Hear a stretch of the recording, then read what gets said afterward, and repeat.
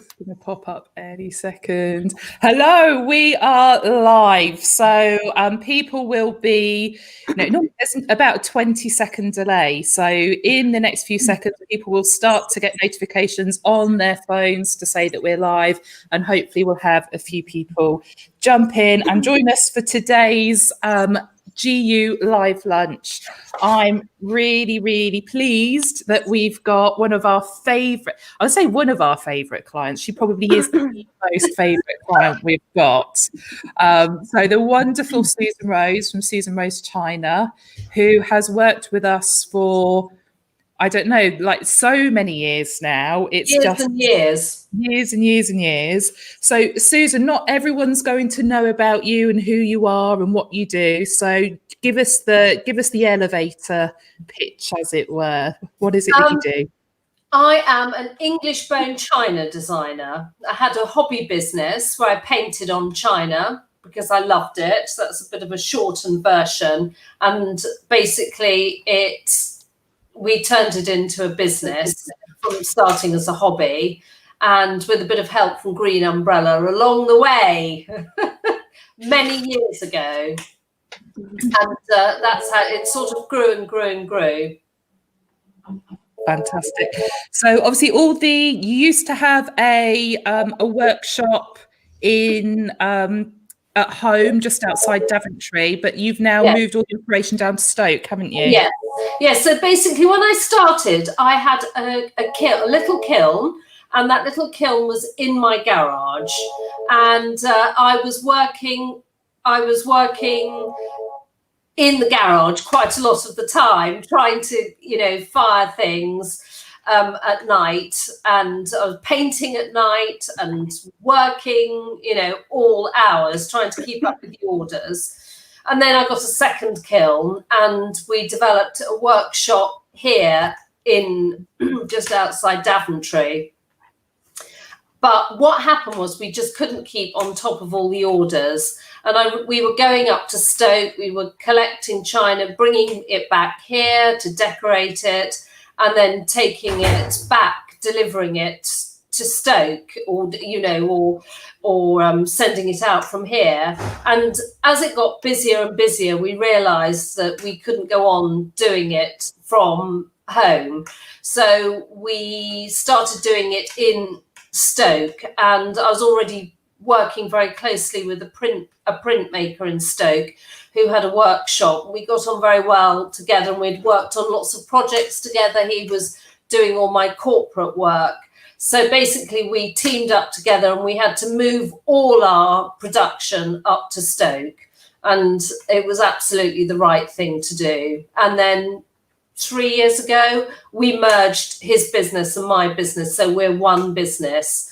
And we still work, the office is still here. So the sort of engine room, the marketing, the ideas, everything comes from here. But the production side all happens in Stoke.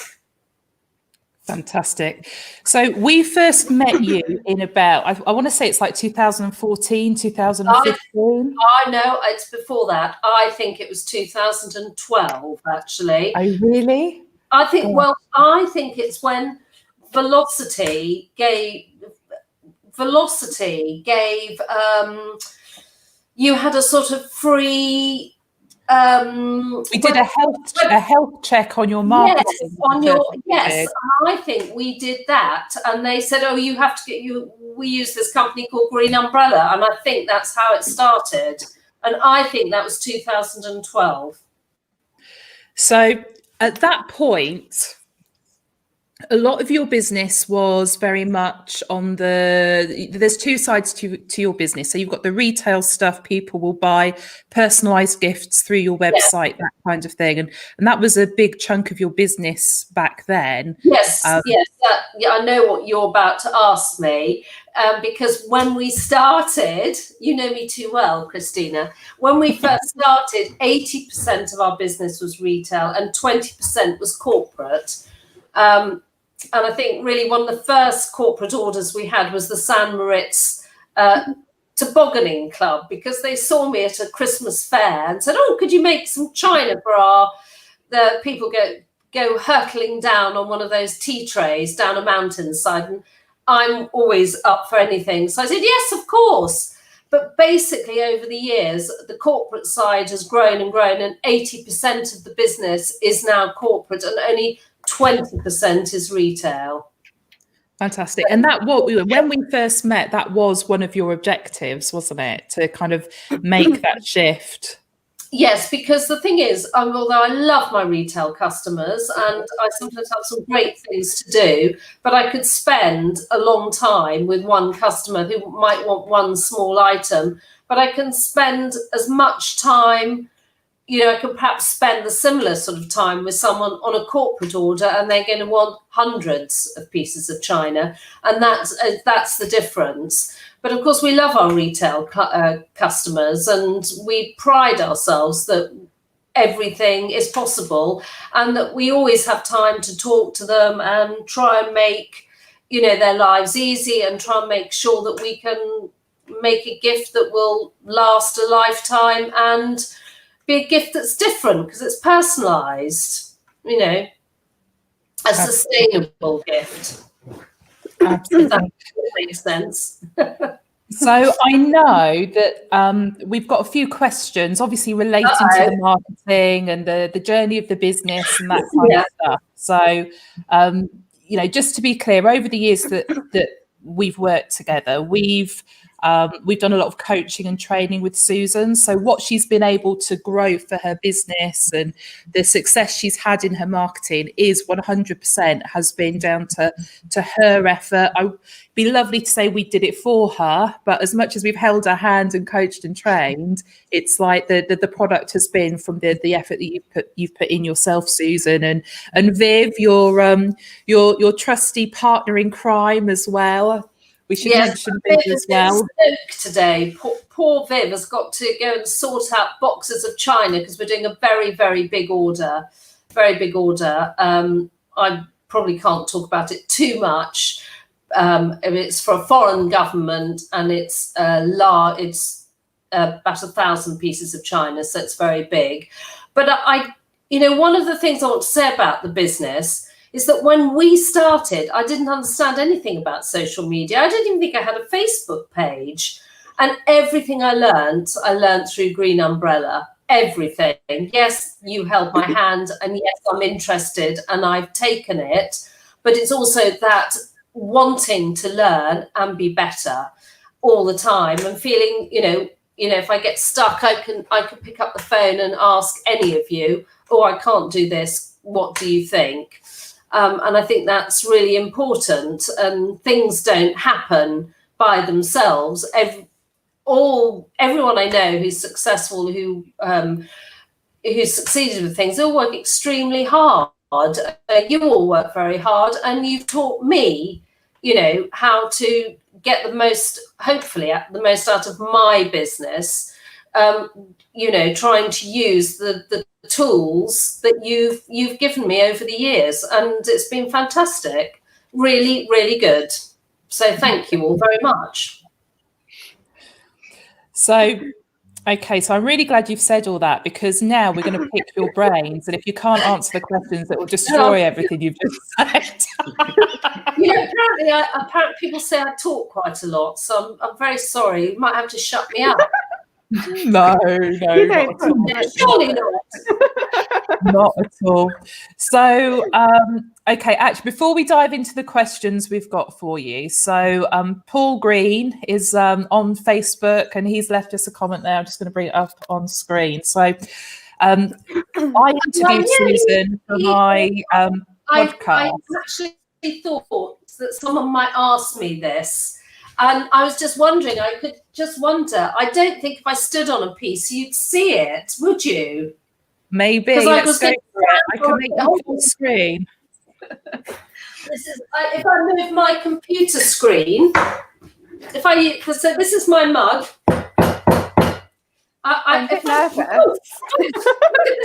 Union Jacks. If I move it down and walk back, can you see me?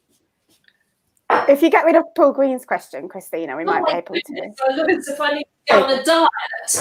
I'm scared. I am standing on my mug. That makes me so mad. Did that work? We couldn't quite see, but we saw your height go up. So It's good. you might need to go in the strong.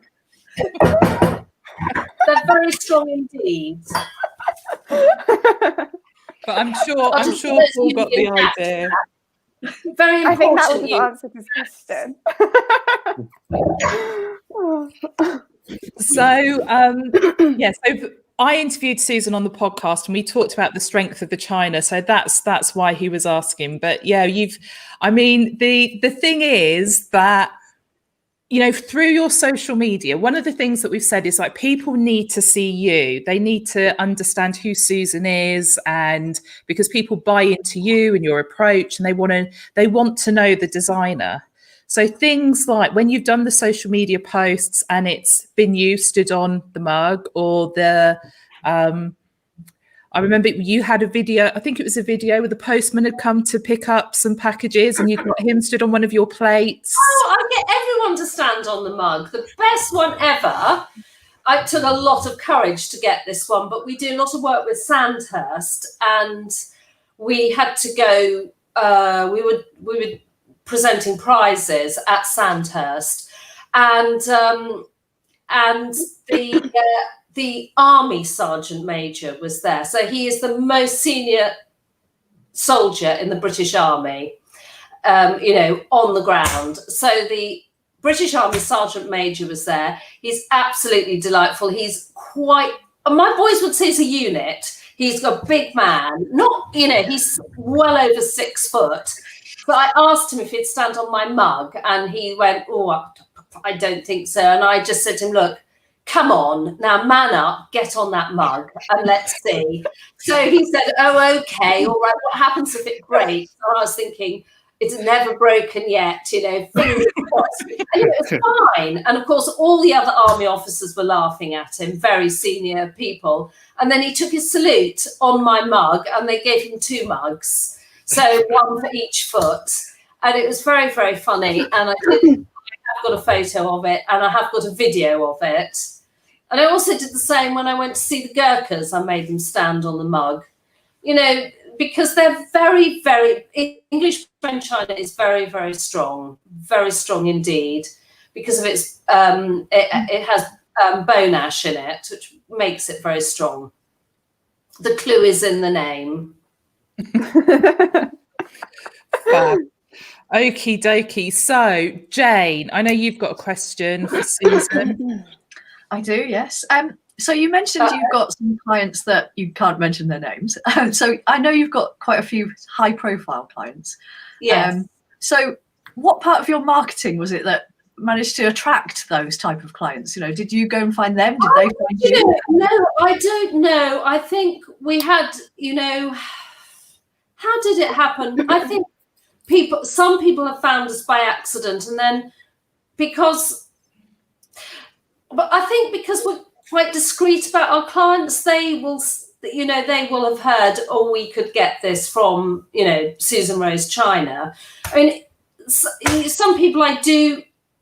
So, for example, one of the things I did that I am allowed to say is that we did the china for the Queen's 90th birthday, had tea at the Royal Windsor Horse Show. She had a royal box, and we did the china for that royal box for it was organised by the people that organised the Royal Windsor Horse Show, and it was for the Queen, and it was a great commission. And actually, they very sweetly said I could talk about that on social media, because it was a sort of celebratory occasion. And you see, when I think then that leads to other things, but I'm just sort of, some people I have to, before I do the piece of china or that particular work, we're asked to, you must not say anything about this to anyone. So anything that's, perhaps towards the government or, higher, I just have to be a bit careful. Which is sad, really, because it'd be quite nice to say, "Oh, yes, we do it for so-and-so." but we just have to be a little bit discreet. Yeah. So I think that one of the things that's really worked for you is obviously you've been very consistent over the years with your activity. And because of that, you've built a lot of trust as well. And, the organisations that you've been able to create China for, although you are a small business in, rural Northamptonshire, actually, when people look at your online profile and they see the quality of the product you're creating, your knowledge of it, the uniqueness of the design work that you do, I think it builds a lot of trust that kind of really, really helps as well. And I know, Jane, you said you were out and about, and you were in a school, and one of the teachers had a. I did, yes. They had all the houses were written on the mug, and it was on his desk. Oh, It's good to see one in situ.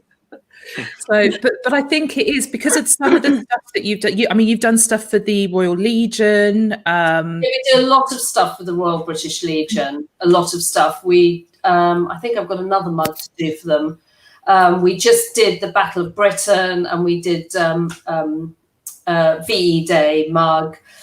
So we do a lot of stuff with the Royal British Legion, and another great charity.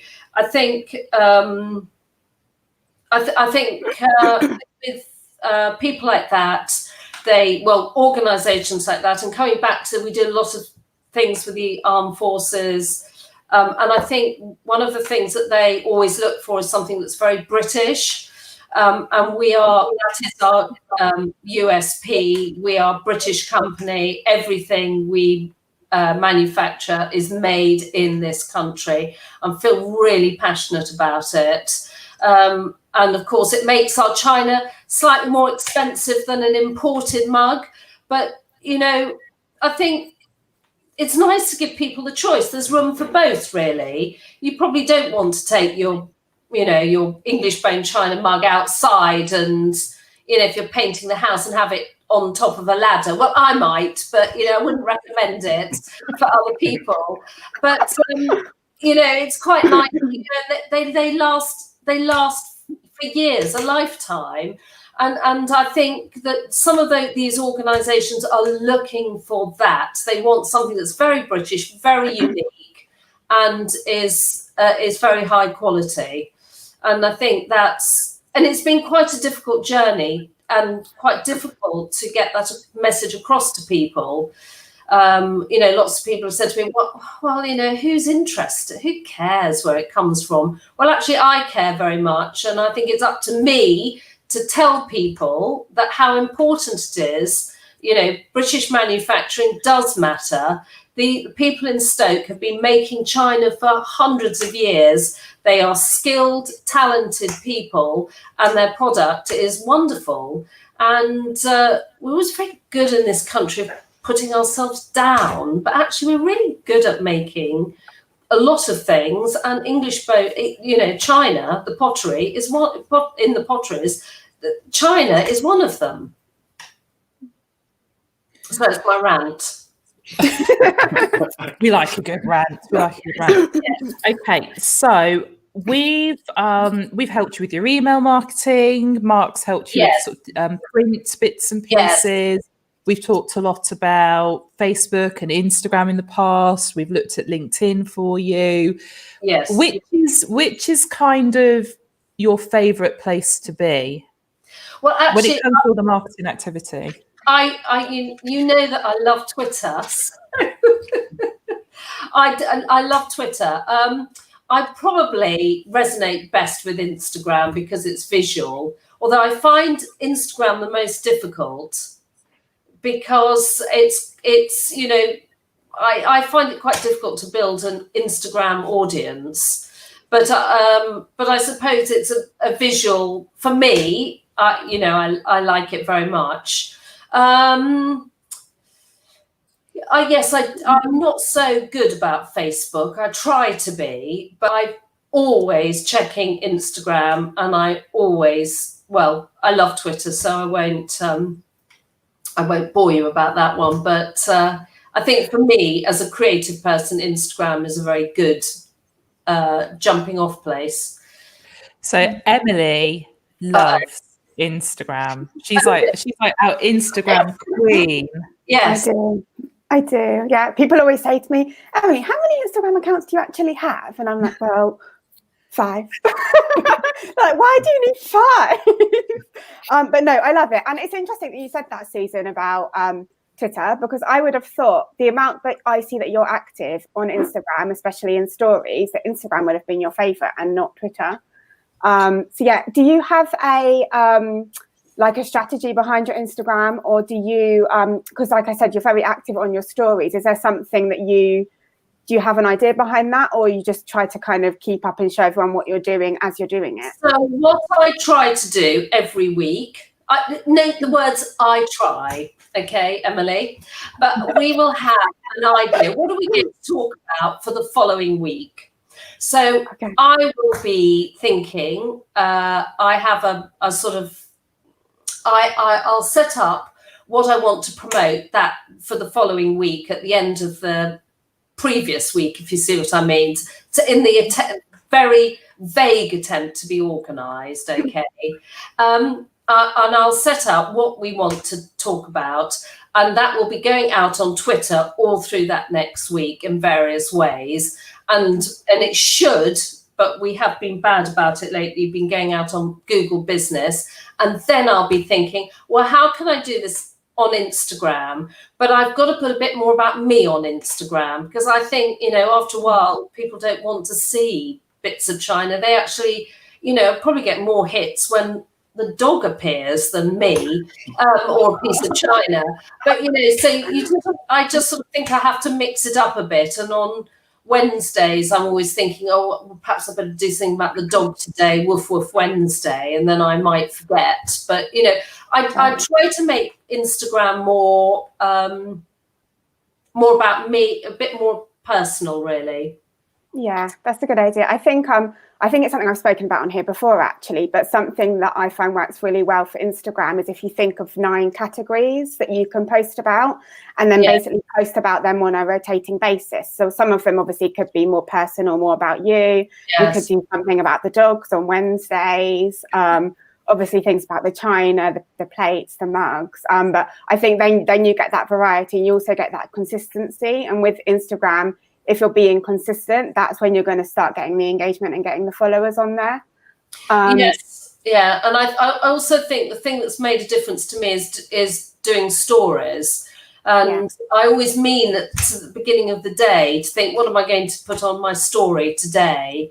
I have been a bit, we have been, particularly, it's been a bit of a weird time, hasn't it, for everyone? And I've been a bit overwhelmed lately with what I have to do. Yeah. And so I've got a bit behind with my stories. I've put something on this morning, just one, but I think it needs to be much, I need to spend, I think the stories are definitely key. And personally, I think I need to up my game a bit on the stories. Yeah.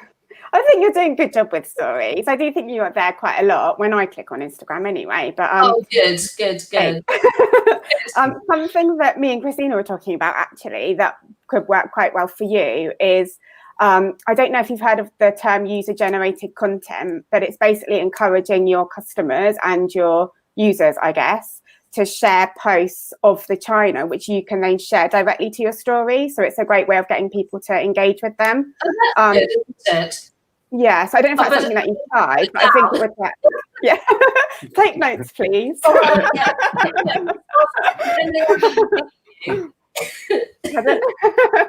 Yeah, no, I think that would be a good idea. But no, I do think overall, like, to be honest, you are very good with your Instagram account, I think.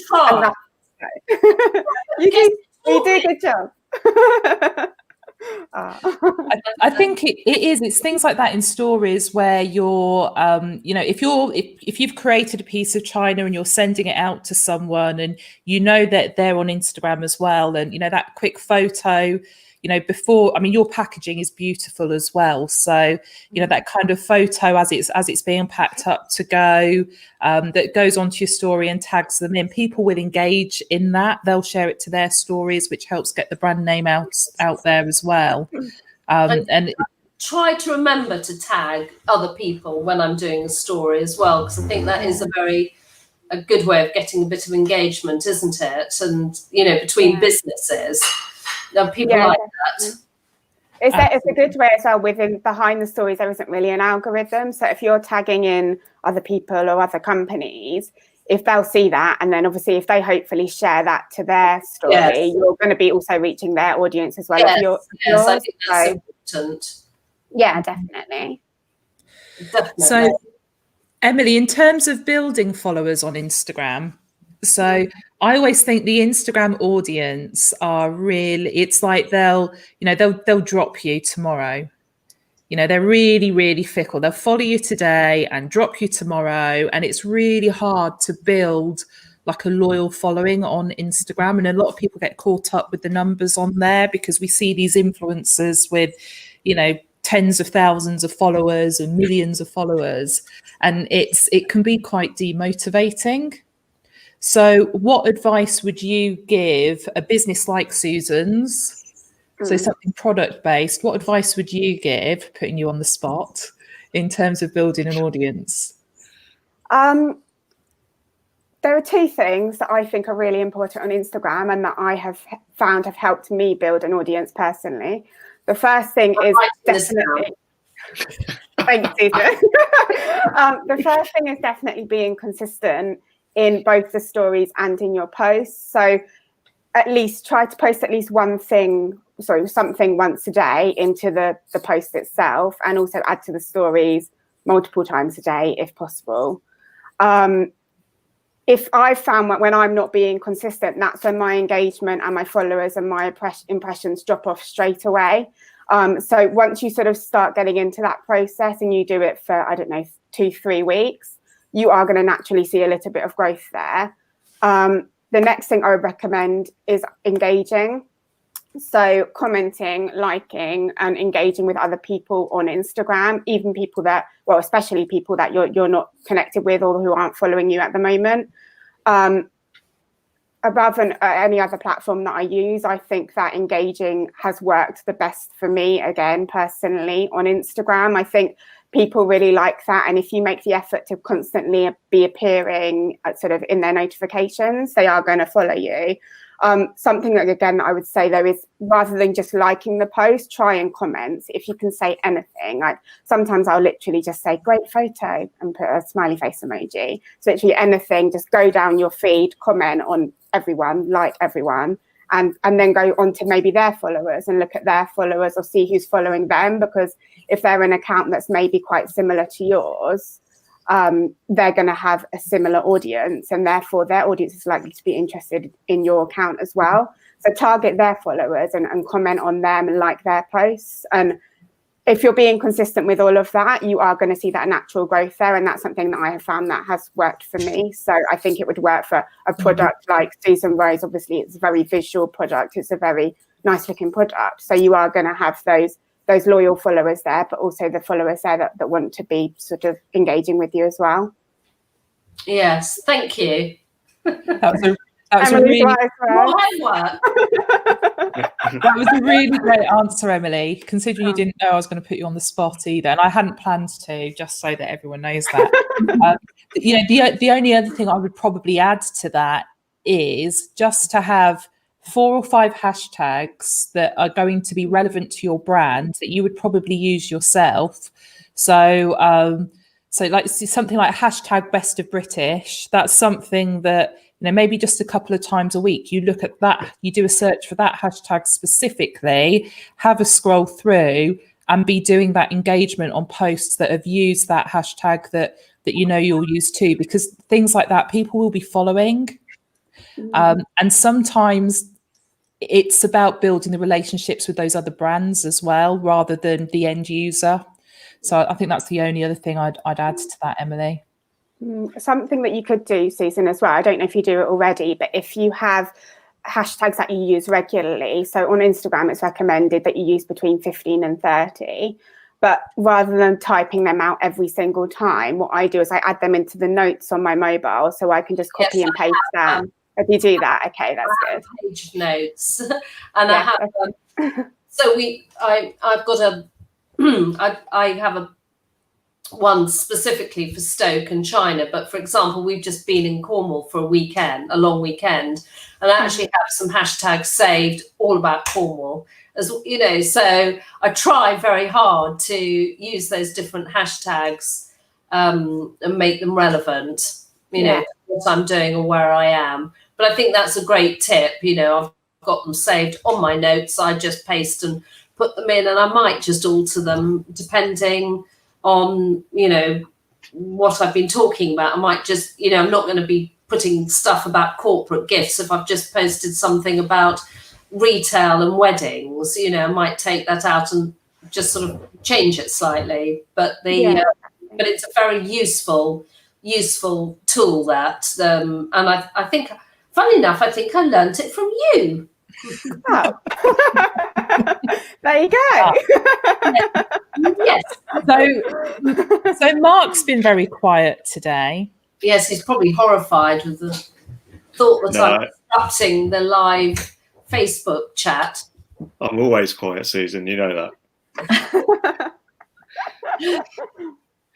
No, I mean, I was probably thinking about obviously the bits that I've done over the years, so various brochures and obviously the print side of things. Yeah. And do you sort of use those as almost separate to the sort of online marketing, or are they a different sort of target market that they go to, or is it all part of the same sort of joined up approach, or is it a mix of everything? I'd like to tell you that it's a part of the same, you know, it's part of the same, you know, marketing strategy. So I know you did a fantastic one for schools for us to start with, and we were doing emails to schools, and then I'll be tweeting about schools, you know, that'll be on going through all the platforms.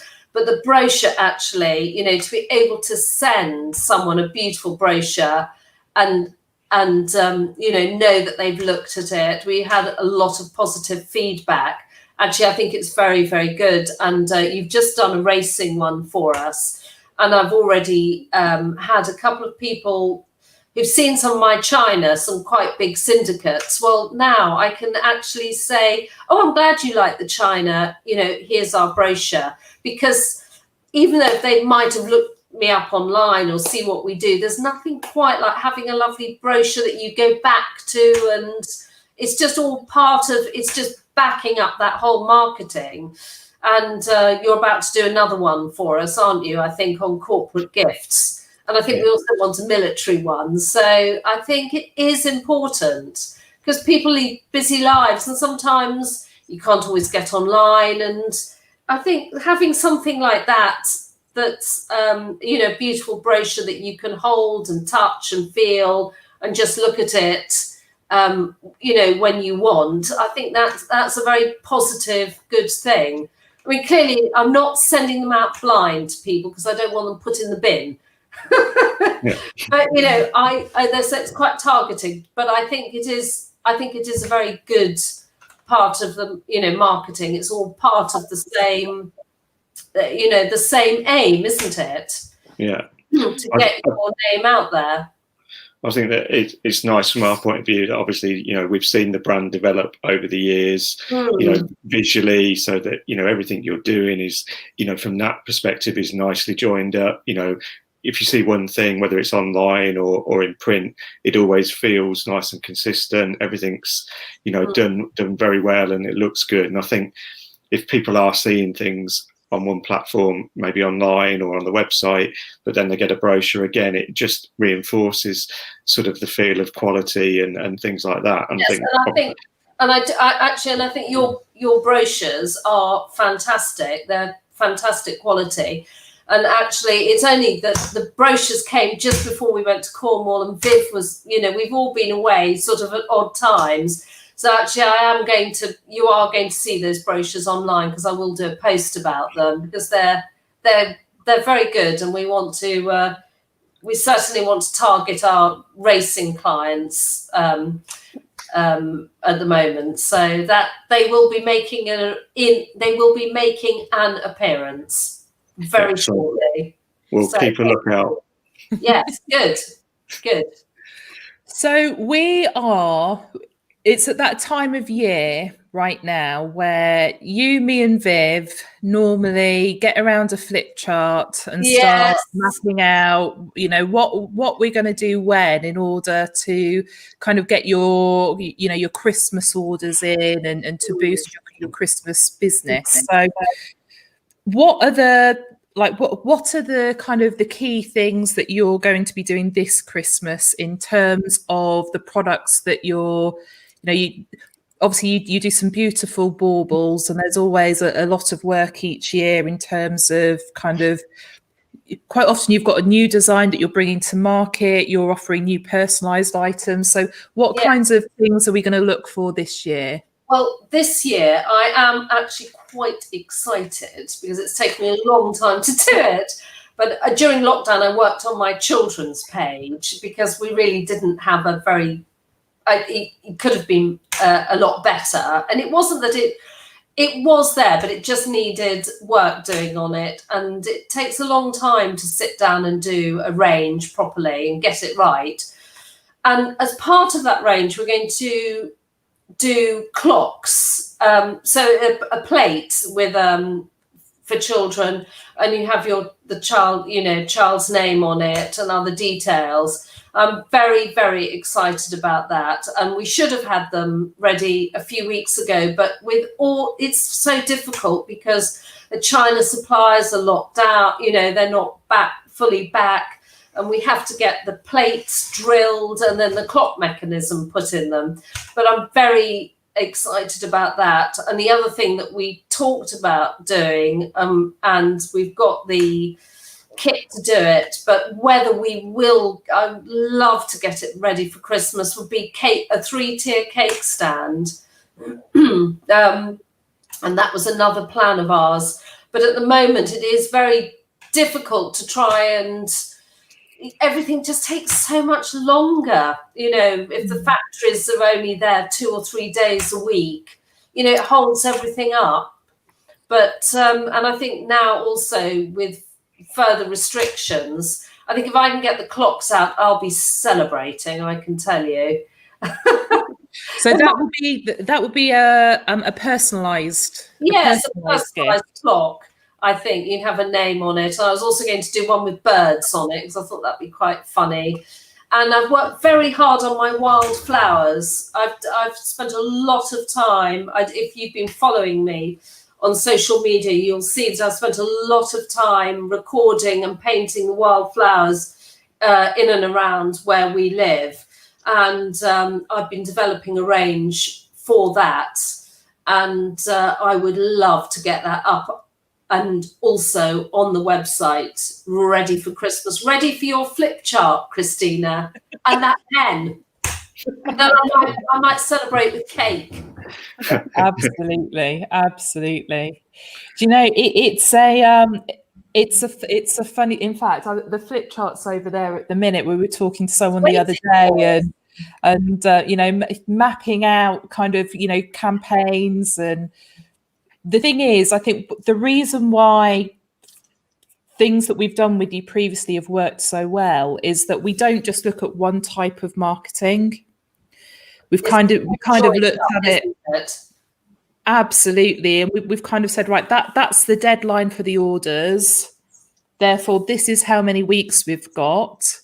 What are we going to reach people with at what point, and made sure that you've got, you know, if we're doing paid ads on Facebook and Instagram, we know what type of advert we're running when.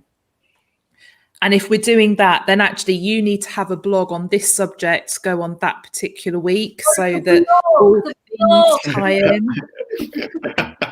See, I thought, how can I subtly drop that one in there? I know. See, I'm a month behind already.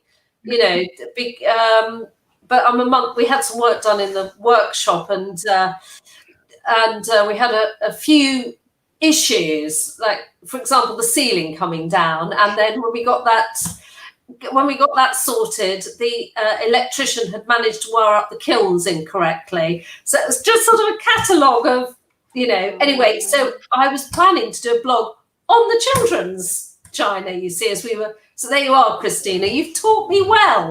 Fantastic. So I'm pretty sure in previous years you've produced blog content in the run up to Christmas that's talked about gifts and that kind of thing. And, one of the things that I would encourage you and, and a lot of people to do is actually maybe there's a blog that you wrote a couple of years ago. So rather than sitting down with a blank page and starting from scratch, actually, is there something that you've done previously that you can edit and refresh and use again now? I'm sure there is, because a lot of the stuff I use, I do try to be clever about our, marketing. And when I'm using content on social media, I do look back because I've got a very organized library. And I do go back and look at that content and think, can I reuse that and just re-edit it a bit so it's a freshen it up? Absolutely. Repurposing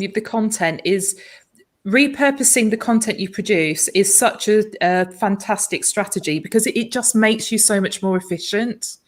So, especially when things are going wrong or, like the situation now where you're being pulled in a different, lots and lots of different directions and, everything's taking longer and that kind of thing. Actually, because you've got this kind of library of assets, really kind of maximizing on that and leveraging that is going to be, I think it's going to be vital for your business this year. But I think there's a lot of other businesses out there that they have been, slogging for years on the marketing front and they've gained the traction and all that kind of stuff. And we do it.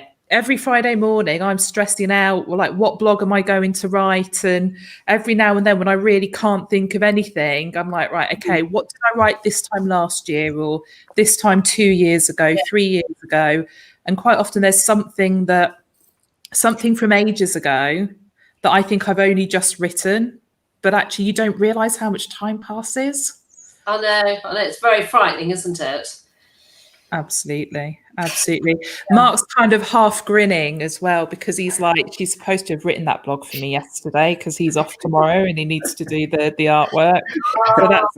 So that's me dropping myself in it now as well. I was thinking of actually just putting a comment on the live stream. See that. I'm sure, Susan, you can't believe I'd leave anything to the last minute, can you? After all these years of working with me. Never.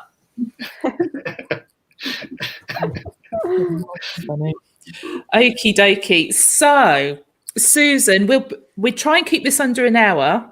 Right. So I think we're going to sort of start to wrap up now. Guys, have you got any other questions at all for Susan? Is there anything that sort of sprung to mind whilst we've been talking?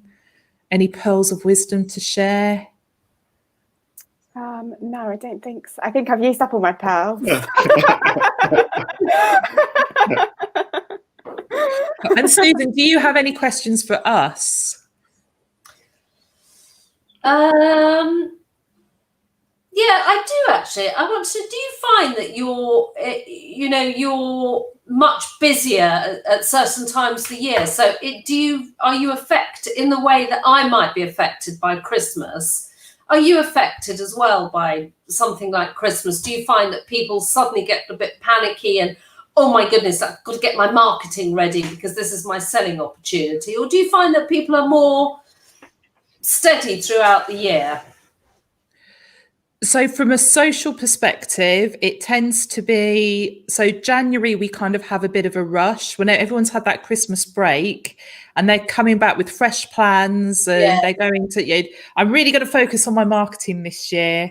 And also kind of, in April as well with, people's year, like budgets, if you like, running in line with the financial year. We kind of have a rush at those points where people are renewing their intentions, let's say. That said, it's quite interesting this year. We've had quite a few inquiries over the last couple of weeks where people are looking, they're looking at the last quarter of the year. I think it's partly because we've had 6 months with not much happening. And they're now thinking, right, we've got 3 months left this year. We've got to get some money in the bank. So they're kind of wanting to work on, seasonal strategies, that kind of thing, which we normally, this is a bit of a quiet time for us, that kind of August to mid-September, but we do seem to have a lot of interest on those types of campaigns. Mark, for you, it's slightly different, isn't it, on the website and the print side of things? Yeah, I mean, it comes in different. It's probably similar, but obviously you do get a little bit of stuff on the run up to Christmas with sort of Christmas cards and that type of thing.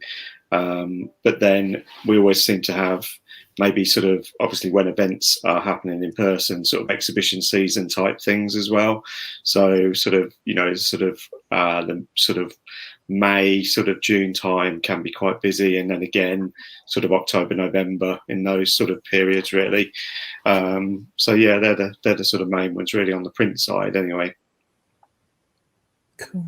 So I always find that actually January for me is one of my busiest months of the year. I don't know why, but it always has been. We always have plans. Oh, we're going to do X, Y, and Z in January. Get new ideas out, start doing new designs, and I'm just always so busy. Come the middle of February, I'm just sort of lying down in a dark room, feeling exhausted. So it's funny, isn't it? And it'll be very interesting to see what it's like this January. Yeah, I think day to day, week to, sometimes hour to hour, I just don't know what's going on there. Very difficult, isn't it? It is really bizarre right now, really bizarre. What I do know is that people still want to live. They still want to feel good.